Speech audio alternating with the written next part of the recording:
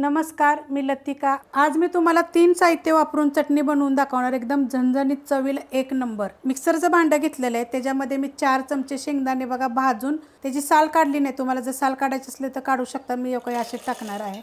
4 चमचे आपलं डाळ आहे, जी फुटाण्याची डाळ बोलतो ना ती, ही डाळ सुद्धा मी भाजून घेतलेली आहे बघा। असा कलर, आपली डाळ कशी सफेद असते ना, थोडी पिवसळ पिवसळ, तर अशी भाजून घ्यायची बघा। लाल फक्त जास्त करू नका, असं गोल्डन कलर येस्तोरच भाजा, कारण करपली तर मग ती चांगली लागणार नाही बघा। अशी मस्त आहे। आतपर्यंत तुम्हाला एक डाळ वाटली तर मी फोडून दाखवते। तर बघा आत पांढरी शुभ्र आहे बघा, अशा पद्धतीत भाजून घ्यायची। ही डाळ आहे। 3 चमचे बघा सुक्क खोबरं मी भाजून घेतलेलं आहे। उभे काप केले, 3 भाजून घेतले बघा। लाल जास्त केलं नाही आणि करपवलं पण नाही, करपून देऊ नका अजिबात। 1 चमचा जिरं बघा, हे भाजून घेतलेलं आहे, हलकसं भाजलंय, जास्त काय भाजलेलं नाहीये। आणि 1 चमचे धने पावडर आहे, ही पण भाजून पावडर केलेली आहे। ह्याच्यामध्ये 1 गड्डी लसूण, लसूण जरा थोडासा मोठा आहे, बारीक जरी टाकला तरी पण चालू शकते।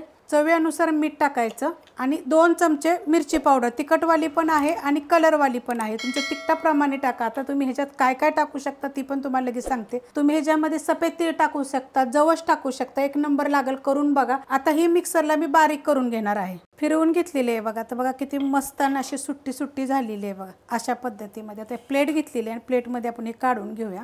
बघा किती भारी झालेली आहे आणि चवीला तर लई छान लागते बरं का।